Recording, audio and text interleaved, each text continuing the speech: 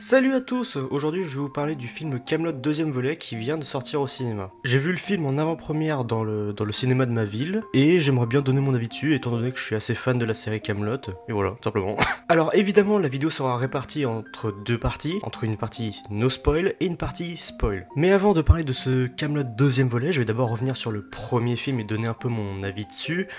Kaamelott premier volet qui est sorti en quelle année déjà j'ai oublié. Il est sorti en 2021, donc c'est-à-dire il y a 4 ans, ce qui fait un petit peu beaucoup quand même, voilà, histoire de se remettre un peu dans le contexte. Arthur retourne en Bretagne, il délivre Guenièvre, il reprend son rôle de roi et il terrasse Lancelot et cesse son règne tyrannique, voilà. Alors personnellement je fais pas partie de ceux qui ont pas aimé le premier film, j'avais plutôt bien apprécié, c'était sympathique, étant donné qu'on suit principalement l'histoire de Arthur, Guenièvre et Lancelot. J'ai bien aimé le fait que on suit la relation de ces trois-là, pas forcément directement, mais qu'on reprend... Étant donné qu'on suit ces trois-là, on arrive à bien suivre le fil de l'histoire, on reprend là où la série s'était arrêtée, tout en étant suffisamment ouvert pour un nouveau public, parce que c'était ça la base, le premier film, le premier volet Kaamelott, c'était que ça devait à la fois réunir les fans de la série et conquérir le nouveau public du cinéma, c'était une sorte de reboot finalement de Kaamelott, voilà. Alors bien sûr, le film n'était pas parfait, il y avait peut-être des scènes qui étaient un petit peu longues, comme la scène du robot brawl, tous les personnages, c'était un peu frustrant pour les personnes qui avaient regardé la série, de recroiser, de revoir à nouveau les personnages, en fait on revoit les personnages, mais ils sont pas tellement présents dans le film. Je pense par exemple à Bohort ou Vennec. Je pense aussi par exemple à certains personnages dont la personnalité n'était pas vraiment respectée, ça m'avait vraiment plus fait tiquer sur le film, comme par exemple la personnalité de Perceval, où là où dans la série il était un peu con, c'est vrai, mais il avait quand même une certaine forme de douceur, de sagesse. Là où dans le film c'est juste un mec qui arrête pas de gueuler et il en devient assez insupportable. Mais dans un deuxième temps, on introduit plein de nouveaux personnages, plein de nouveaux lieux aussi, etc. Bref, c'est vraiment censé être un point de départ, un nouveau point de départ pour la suite. Voilà, c'est à peu près ça ce qui s'est passé dans le premier volet. Et globalement, voilà, j'avais bien aimé parce qu'on suivait l'histoire d'Arthur, Guenièvre, Lancelot. Dans sa globalité, ça allait, même si le rythme n'était pas parfait, même si c'était pas parfait évidemment, ça allait. Et maintenant, je vais enchaîner directement avec la première partie, la partie no spoil. J'ai du mal à parler, bordel. On va directement enchaîner avec la partie no spoil du film. Voilà.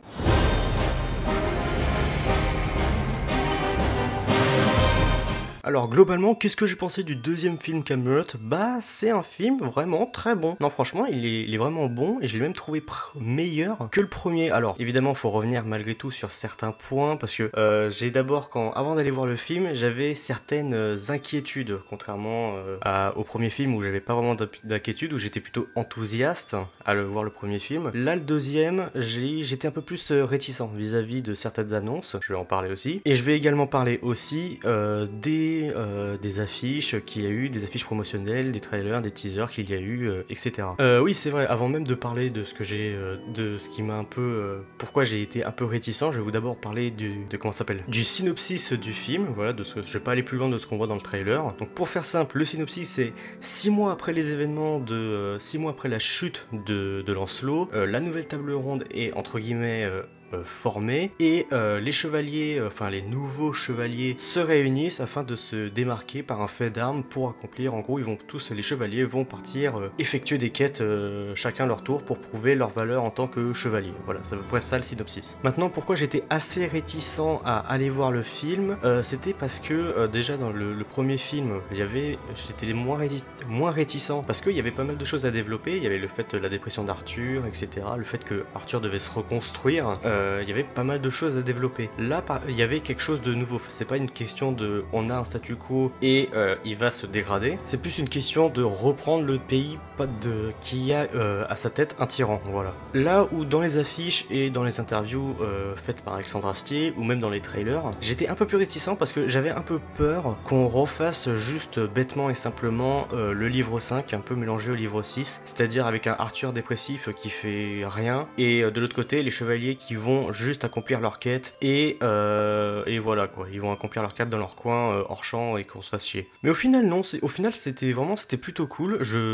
Dans ce deuxième volet, Alexandre Astier a, je trouve, mieux maîtrisé le rythme, parce que c'était peut-être un des défauts du premier film, c'était que l'humour, bon les répliques sont toujours aussi cinglantes, ça y a pas de problème, mais l'humour était un peu plus difficile, les blagues étaient un peu moins drôles, parce que le rythme était un peu mal géré. Le rythme c'est assez important dans l'humour. Si une blague met trop de temps à arriver, ou si elle dure trop longtemps, ça devient plus drôle, ça devient chiant. Là ça allait, il n'y avait pas de scène qui était vraiment trop longue, ou trop courte, où on s'attardait pas assez dessus. Le film sait ralentir quand il faut, et il sait aussi quand faire des vannes, même si, bon, c'est pas toujours parfait. Il y a quelques scènes que j'ai pas trop compris pourquoi elles étaient là, mais dans la globalité, vraiment sur tout le long du film, c'était vraiment bien rythmé, etc. Et c'était quand même beaucoup plus drôle que le premier film. C'était peut-être ça qui manquait un peu au premier film Kaamelott. Alors, il va falloir aussi en parler, la grande absence de Franck Pittiot, qui est l'interprète de Perceval dans la série Kaamelott et dans le premier film, qui n'a pas souhaité revenir. Alors, ça, va falloir faire un point là-dessus, parce qu'il y a à peu près tout et n'importe quoi qui se dit sur internet. Il y en a qui se disent que oui, Franck Pittiot et Alexandre Astier ils se sont pris la gueule, oui, en fait, Franck Pittiot il était malade, voilà, pas du tout en fait. Alors, je vais reprendre littéralement ce que je vais vous mettre l'interview de Franck Pittiot juste après ce que je vais dire, et aussi l'interview au complète dans la description si vous voulez en voir plus. Mais Franck Pittiot n'était pas du tout, en fait, il avait juste pas, il était pas d'accord en fait avec. Il y avait eu un différend artistique entre Alexandre Astier et Franck Pittiot. Franck Pittiot ne se reconnaissait plus dans le personnage de Perceval, et au lieu de jouer un personnage qui ne lui plaisait pas, il a juste simplement préféré ne pas rejouer le rôle, tout simplement. Ah, moi, j'aimerais bien lire le scénario quand même. Parle-en à Alex, enfin tu vois, ça me fait chier d'y aller sans se lire le scénario. Je trouve qu'un acteur a besoin des fois de pouvoir savoir comment évolue son personnage. Donc je lis le manuscrit, on va dire manuscrit, tiens, ça fait plus mystérieux. Donc moi je suis emmerdé, je lui dis écoute, j'appelle Alex, je lui dis écoute Alex, je ne me retrouve pas, je ne peux pas faire semblant. C'est-à-dire que moi je joue pour m'amuser et que je ne peux pas aller jouer un personnage que je ne ressens pas. Voilà.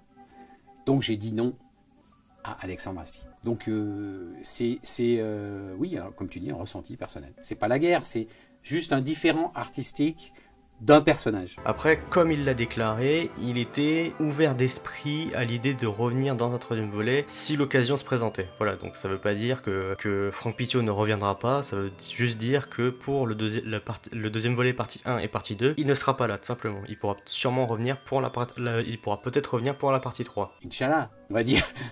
Non, le 3, je suis pas contre faire le 3.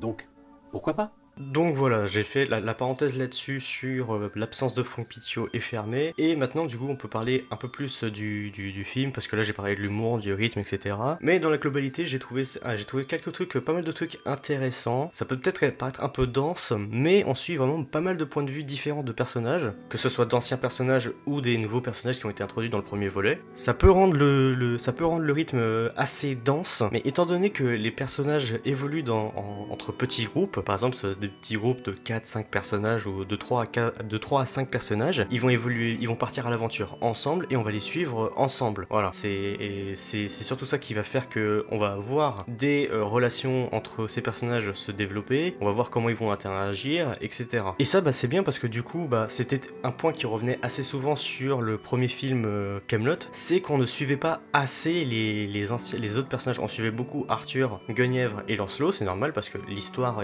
du film est surtout basée sur ces trois personnages, mais les autres personnages comme Léodagan, Caradoc, etc., on ne les revoyait pas, donc enfin on les voyait de temps en temps, mais on les croisait pas tant que ça, ce qui était un petit peu dommage. Et là par contre on suit vraiment beaucoup plus les personnages un peu moins, genre on suit beaucoup plus Caradoc, on suit beaucoup plus Gauvin aussi, bref on suit beaucoup plus de personnages, en fait les personnages qu'on suivait pas forcément dans le premier film, là cette fois-ci on les suit un peu plus, et c'est intéressant, voilà, ça engage des pistes qui peuvent devenir intéressantes par la suite, à savoir de comment ça va être développé dans le deuxième volet, dans la partie 2. Après, est-ce que le film est parfait pour autant ?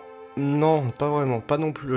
Il est très bon, il est bien meilleur que le premier, mais il y a encore des défauts que je revois, par exemple, même s'il y a certaines scènes qui sont même si les scènes dans sa globalité, et dans la globalité du film sont beaucoup mieux rythmées, là cette fois-ci il y avait des scènes qui étaient peut-être un petit peu longues et que ça avait un peu de mal à ralentir quoi. Il y avait aussi pas mal de personnages qui étaient un peu mis au second plan, un peu trop même, à tel point qu'on se demande si quelle est leur pertinence dans le film, tout simplement. Après, je pense que oui, leur pertinence viendra dans la partie 2, mais c'est vrai étant donné que que le film est réparti, que l'histoire est répartie sur 2 films, c'est assez compliqué pour l'instant. Il y a pas mal de personnages qui sont dans l'histoire, mais qui n'ont pas d'importance. Il n'y a pas vraiment d'importance sur le moment. Après, je sais bien que c'est un peu dans l'ADN de Kaamelott d'avoir des personnages qui servent un petit peu à rien, qui servent un peu de ressort humoristique. Mais le problème, c'est que étant donné que Kaamelott deuxième volet c'est un film, c'est pas une série, bah il y a beaucoup moins de temps en fait pour mettre en place des gags, etc. Là où dans une série on a un plus le temps de s'attarder dans une scène, de prendre plus le temps, etc. Dans un film faut un peu tracer quoi, faut un peu tracer vers la scène suivante quoi. Il y a aussi d'autres personnages que j'ai été surpris de ne pas revoir dans cette partie 1 du deuxième volet. Alors je ne vais pas, même si la liste du casting a été dévoilée sur les réseaux sociaux, etc.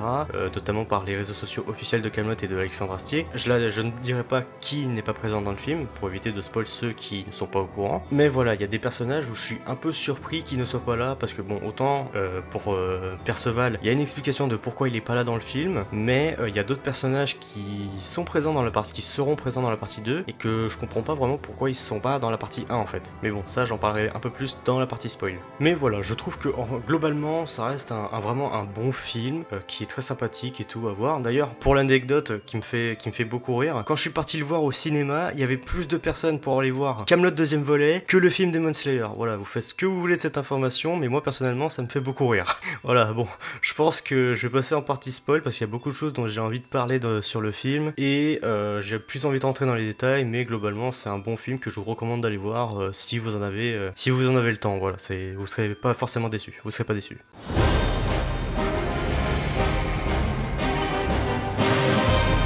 Donc, partie spoil, cette fois-ci je vais pouvoir un peu plus parler du film dans sa globalité, je vais vraiment rentrer dans les détails, donc si vous êtes encore ici, c'est soit que vous avez déjà vu le film, soit que vous vous en foutez. Alors, du coup, qu'est-ce qui raconte l'histoire du film?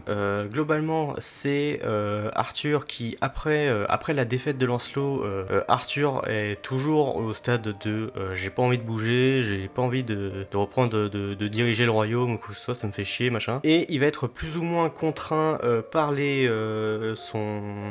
dieux à reprendre son rôle de roi, que ce soit via son épée qui émet toujours de la foudre. Ça veut dire que ça, les dieux n'ont toujours pas, pour eux, la quête de Arthur actuellement, c'est même pas de diriger le royaume de l'ogre, c'est de buter Lancelot. Voilà, hein, c'est toujours sur l'objectif. Ça, c'est toujours l'objectif. Mais également, Arthur va reprendre son rôle de roi. Il va faire un effort pour Guenièvre, et ça je vais y revenir, après que Guenièvre ait été blessé par la foudre à cause des dieux, hein, à cause du fait qu'Arthur ne voulait pas juste reprendre son taf, quoi, tout simplement. Et ça c'est un truc que j'ai bien aimé dans le film, c'est qu'on revient sur la scène c'est qu'on revient sur la relation qu'avaient Arthur et Guenièvre. C'était peut-être un des points qui m'avait un peu chagriné aussi sur le premier volet, c'est que après la scène du baiser dans la tour, on revient pas vraiment sur la relation Arthur et Guenièvre. Voilà, et du coup, après que Guenièvre a été blessée à cause de la foudre, t'as Arthur qui la retrouve, je crois, dans une cuisine ou je sais pas quoi, et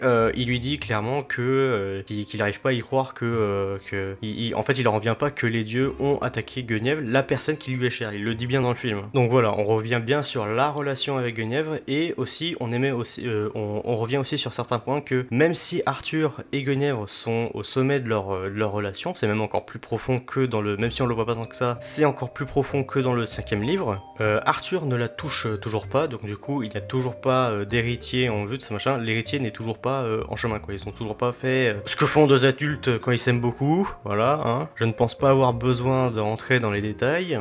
Arthur apprend aussi de son côté, parce que quand ils se sont pris la foudre, il y a eu la foudre qui est tombée dans leur chambre, et ça a un peu foutu le bordel. Et pendant la scène où ils font du rangement, Arthur découvre un message un peu codé de ce machin, je crois, je sais plus, il me semble que c'est du latin, quelque chose comme ça, je sais pas. Mais en gros, il trouve un message qui font traduire. Et d'ailleurs, les gens sur Reddit, là, ou sur le Reddit Camelot, je pense pas que vous allez voir la vidéo, mais sachez que vous êtes trop fort. Ça se traduisait par le fils, non, pas le fils, je suis con. L'assassin ou le meurtrier du roi va arriver du roi va arriver d'Orcanie. Et du coup, ça va être un peu ça qui va vraiment aussi faire bouger Arthur sur la piste un peu des traîtres, parce que c'est vrai qu'on n'avait pas vraiment parlé. On avait vu pendant le trailer que le jurisconsult était encore présent, alors que bon, à la fin du premier film, il leur avait mis un peu un ultimatum. Voilà, ça va permettre un peu de revenir là-dessus sur cette piste, et ça va aussi permettre de parler de Mordred, parce que c'est vrai que un point qu'on n'avait pas vraiment abordé, c'était que Alexandre Astier ne s'était pas vraiment exprimé sur la mort d'Arthur. Il savait pas s'il allait se décider ou pas, mais le cas de Mordred, il avait aussi pas vraiment décidé s'il allait le mettre ou pas. Visiblement, il semble avoir pris sa décision. Après, on sait pas si ça va être Mordred ou si c'est un nouveau personnage exclusif à l'univers de Camelot, de la série. Mais voilà, on part sur une nouvelle piste, on part sur de nouvelles pistes, sur de nouveaux personnages, etc. C'est pas comme dans Camelot la série où on revoit beaucoup les mêmes personnages, du coup tu peux retenir leur nom facilement. Là, c'est un peu plus compliqué, il y a vraiment beaucoup de personnages et on a un peu de mal à retenir tous leurs noms. Je suis désolé pour les acteurs qui les ont interprétés. J'ai pas forcément j'ai une bonne mémoire, mais pas à ce point, quoi. Je retiens pas directement tous les noms des personnages, surtout qu'il me semble qu'il y a aussi des personnages qui n'ont même pas été nommés. Mais du coup, tu as différents points de vue de personnages. On a le point de vue d'un petit groupe de jeunes chevaliers qui partent sur la quête d'un dragon à sauver, qui serait le dernier de son espèce, pour essayer de le sauver, essayer de perpétuer, de sauver ce dragon, quoi, tout simplement. On a aussi la quête de Gauvin, interprété par Aurel Porteau, qui va essayer de retrouver Yvain, interprété par Simon Astier, donc le frère d'Alexandre Astier. On a aussi d'autres chevaliers qui vont essayer, se sont fait flouer leur quête comme pas possible, et parce que ça se passait pas très bien dans leur groupe, du coup le groupe a été séparé en deux, et t'as une partie du groupe qui n'avait pas de quête et qui eux vont décider d'aller tuer Lancelot, pourquoi pas. Et on a aussi le groupe de Caradoc avec la Dame du Lac et le tavernier et un autre personnage, je suis désolé, j'ai pas la mémoire, de partir en Méditerranée suite à un rêve prémonitoire où ils ont un rêve prémonitoire qui se passe dans de l'eau, donc dans la mer Méditerranée.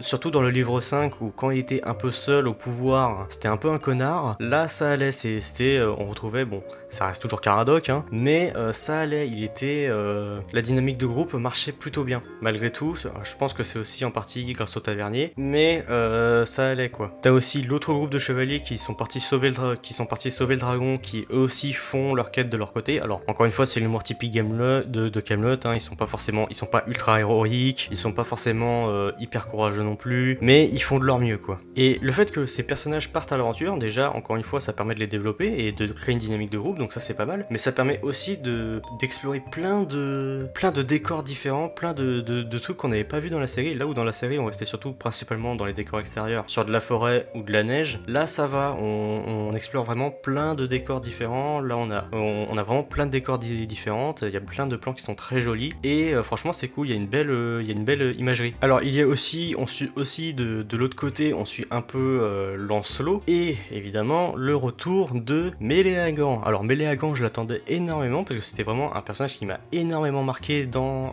le livre 5, et je dois dire que là pour le coup, autant dans le premier film le personnage qui m'avait déçu c'était Perceval, parce que vraiment je ne retrouvais pas le personnage, autant là dans le deuxième film c'est vraiment Méléagant qui m'a vraiment déçu comme personnage, parce que bon, déjà le costume, on va parler du costume. Le truc de Méléagant, c'était que il était un peu, genre vraiment c'était un peu un style nomade, genre vraiment il avait une cape pourrie et tout. Pour rappel, hein, quand Méléagant revient, et c'était aussi ça le plan final de la scène post-crédit du premier film, c'était que Méléagant rampait sur la neige et il la mangeait pour revenir. C'était ça qu'il disait, c'est ça qui le fait revenir, quoi. Mais du coup, le style de Méléagant dans le film ne colle pas vraiment avec le personnage qu'il est censé être. Il a pas vraiment une cape sale ou quoi que ce soit. Vraiment, sa cape est vraiment ultra propre. Vraiment, tu te demandes s'il est pas passé à la machine à laver juste avant. Je sais pas, il a mis un petit coup de vaniche ou je sais pas quoi. Mais comment ça se fait que sa cape est aussi propre, quoi, alors que c'est censé vraiment être un personnage ultra nomade qui vit quasiment pas en fait, tout simplement. Et là, il a vraiment un style ultra propre, ce qui est un peu bizarre. Mais aussi, la première scène où on voit Méléagant, bon, du coup, il est pas vraiment introduit. On sait que, alors pour ceux qui n'ont pas vu la série, bon bah déjà vous devez être deux, parce que bon, vu comment la série a été rediffusée diffusée, bon voilà. Mais pour ceux qui n'ont pas vu la série, on sait pas forcément qui c'est. Les personnages qui voient Emilie Hagan dans le film, ils le connaissent pas du coup, il est pas vraiment introduit. On sait que Lancelot le connaît, mais on sait pas quel lien en particulier ils ont. Voilà, c'est peut-être un peu bizarre et c'est aussi un des points qui fait que je vais revenir. Surtout que c'est dommage parce que la première scène de Emilie Hagan, l'introduction qu'elle a dans le film, elle est pas mal. C'est genre, on voit que Lancelot le connaît et on voit que t'as Emilie Hagan qui fait un peu, oui voilà, la chose dont vous avez besoin, c'est d'un instructeur. Tu vois, à la fin du film, du premier film, t'avais des plans qui montraient que Camelot se reconstruisait, et de l'autre côté, t'avais Lancelot dans la forteresse du roi Ban, qui voyait l'esprit qui voyait un énorme Arthur fait convoquer le jurisconsulte, qui lui n'a pas fui comme les autres parce qu'il n'était pas arrivé à temps au bateau, ce qui fait que le jurisconsulte a été emprisonné et Arthur va lui poser des questions pour savoir où se trouve la bande de traîtres, pour savoir ce qu'ils formentent, etc. Il va pas obtenir de réponse et du coup il va engager Alzagar, donc c'était le mec qui avait capturé Vennec dans le premier film, pour essayer de découvrir ce qui se passe en Orcanie. Et là ce que je comprends pas, c'est pourquoi tu l'engages lui particulièrement. Genre je veux dire, ok, apparemment selon les dires d'Arthur ce serait le meilleur, mais pour rappel, il y a d'autres personnages qui ont très bien fait, qui ont très bien rempli leur fonction et que tu connais et qui sont à ton service, c'est les Saxons. Pourquoi tu n'appelles pas les Saxons, pourquoi les Saxons ne sont pas intervenus sur une mission d'infiltration sur l'île d'Orcanie? Ils sont pas intervenus en Orcanie, quoi, alors que les Saxons auraient très bien pu le faire, hein, vu qu'ils sont techniquement aux ordres d'Arthur. Du coup, t'as le groupe de Alzagar qui se dirige en Orcanie, et c'est là qu'on revoit la demi-sœur de Arthur, Anna, interprétée par sa nouvelle actrice. Et en soi, la scène est assez drôle, mais du coup ça nous met encore une fois sur une nouvelle piste que Anna maintenant sait que Arthur est de retour et qu'elle veut à nouveau se venger. Voilà, ça permet de rentrer sur une nouvelle piste avec Anna. De Vennec et du tavernier, ils arrivent finalement à la destination, mais la Dame du Lac finit par disparaître, par se téléporter, et Caradoc, sur l'île où ils sont arrivés avec le tavernier et tout, ils se font capturer, mais Vennec, lui, quant à lui, arrive à s'enfuir. On retrouve ensuite Arthur qui se retrouve à la table avec ses parents en train de bouffer, enfin bref, scène habituelle dans Camelot, et il a un message de la Dame du Lac qui lui filait des quêtes à faire, etc. Du coup, Arthur y retourne, et là, on sait pas trop. Alors là, par contre, j'ai besoin d'une. Je me doute qu'on va avoir la réponse dans la deuxième partie, mais je sais pas pourquoi Guenièvre accompagne Arthur dans ce périple, alors que bon, tu sais, c'est censé être un peu dangereux, tu vois, mais bon, admettons, hein. Et à un moment donné, il se passe un truc, il y a Arthur qui revoit le rêve sous l'eau aussi, machin, et on suit le dernier plan du film, c'est Caradoc qui se retrouve enfermé dans une espèce de prison, voilà. Ce qui fait que c'est assez frustrant en fait, parce que du coup, on a vraiment le sentiment de suivre une aventure qui est pas encore totalement finie, ce qui est, du coup, assez frustrant. On n'a pas encore toutes les réponses, et quand on se dit que ça va falloir encore attendre un an, parce que oui, il me semble que le prochain film KV2 deuxième partie sort en 2026, ça donne un sentiment d'inachevé. Le film Demon Slayer que j'avais vu juste avant, c'était pas pareil, parce que, ok, le film c'était quand même malgré tout une partie 1 sur 3 films, mais il y avait quand même un sentiment de conclusion. Là, c'est vraiment, la conclusion, elle est brutale. On voit Caradoc dans une cellule, boum, écran de titre de fin. Voilà, c'est vraiment, vas-y, tu vas devoir attendre un an avant d'avoir tes réponses.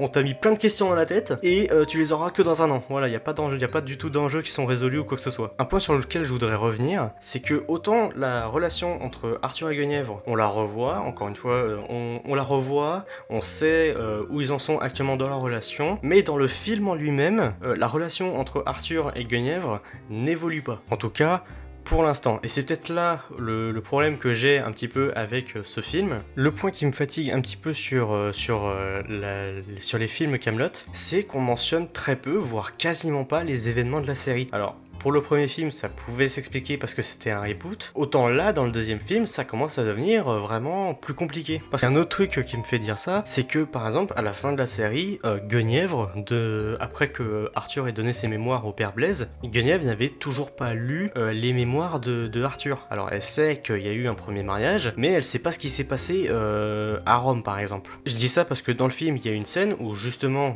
Guenièvre fait venir les jumelles du pêcheur pour essayer de concevoir l'héritier. En gros, ce qu'elle sort dans le film, c'est que les jumelles vont porter l'enfant qu'elles vont leur céder ensuite, quoi, pour avoir un héritier. Ce à quoi Arthur lui répond que le problème ne vient pas d'elle, qu'elle est aussi attirante que les autres, que le problème venait de lui. Et on sait très bien d'où vient le problème. Le problème, c'est que sa relation avec Akonia. Le problème, c'est que encore une fois, on n'y fait toujours pas mention dans le film. Et c'est bien d'ouvrir plein de portes différentes, que ce soit avec les nouveaux chevaliers, les retrouvailles avec Méléagant, etc. Mais le problème, c'est qu'à un moment donné, il va falloir qu'on parle des événements de la série. À un moment donné, il va falloir qu'on parle de ce qui s'est passé avec Akonia, du lien qu'a Lancelot et Arthur avec Méléagant. Tout ça va falloir en parler. Et le problème, c'est que j'ai l'impression que le film fait tout pour ne pas en parler, justement. C'est ça qui est bizarre. Qui fait que le film se retrouve à ouvrir plein de nouvelles portes, mais il en enferme très peu. Et j'ai très peur que dans le deuxième volet, et surtout dans le troisième, qu'on se retrouve à avoir toutes les informations d'un coup et qu'on n'arrive pas à les digérer. Et aussi, un autre problème que ça crée, c'est que les personnages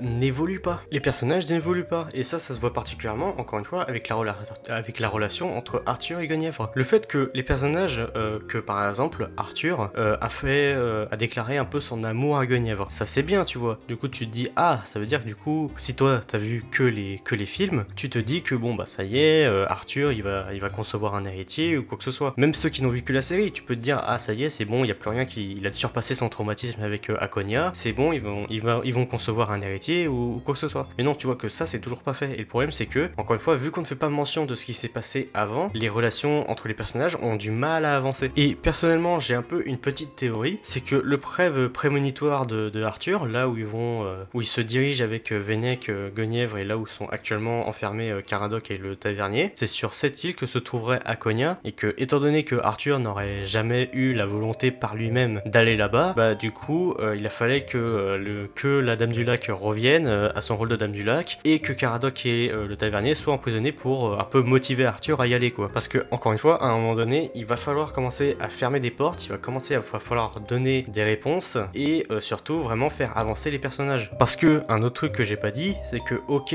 on suit plein de personnages, on suit les nouveaux personnages, etc., les personnages qui ont été introduits dans les précédents films, mais déjà pas tous, parce que par exemple, le personnage qui se marie à la fin avec l'une des filles de Caradoc, bah, à la fin au début du film, il se fait un peu dégager, genre il choisit une vie de fermier plutôt que de partir à l'aventure, bon, pourquoi pas, hein. Mais les personnages, en tout cas les personnages qu'on avait l'habitude de voir, comme Gauvin, Léodagan, etc., ils en restent un peu au même stade où ils étaient dans la série. Gauvin, ça reste un peu ce même gars très naïf qui, même malgré sa bonne volonté, est complètement incompétent en quelque sorte. Et je comprends, c'est un peu ça qui fait le charme de Kaamelott, mais à un moment donné, il va falloir que les personnages avancent, il va falloir que les personnages évoluent, il va falloir qu'ils commencent à réussir des quêtes, qu'ils réussissent des trucs. En tout cas, le film nous lance vraiment sur plein de trucs qui seront, je pense, vraiment très intéressants, et il nous lance aussi sur d'autres pistes, que ce soit sur des pistes qu'on connaissait peut-être déjà, par exemple, encore une fois, je reviens avec Akonia, mais il y a aussi d'autres pistes qui peuvent être intéressantes. On sent que ça y est, le royaume est un peu plus en paix qu'il ne l'était autrefois. On commence vraiment à rentrer dans l'aventure, à partir explorer le monde, etc. Et ça c'est cool. Et vraiment du coup ça me donne très envie de savoir ce qui va se passer dans la suite. J'espère évidemment un retour peut-être de Franck Pitio en tant qu'interprète de Perceval dans la série. Et j'espère aussi que le troisième volet ne va pas mettre, comme pour le premier volet, 10 ans à arriver, parce que bon, voilà, j'aimerais bien éviter d'arriver à ma trentaine avant de voir la fin de Kaamelott, quoi. Ça serait un peu compliqué, quoi. Bon, en tout cas, je pense pas avoir d'autres trucs à dire sur le film. C'était mon avis sur le film. J'espère que vous avez apprécié le film. J'espère que vous avez bien aimé cette vidéo. C'est un nouvel exercice pour moi, donc voilà, moi j'aime bien personnellement donner mon avis sur les films, de parler un peu de ça et tout. Et si ça vous plaît, tant mieux, j'en referai peut-être à l'avenir. Et si ça vous plaît pas, bah vous le dites aussi et j'en referai sûrement peut-être pas. On verra. Voilà, des bisous et à la prochaine.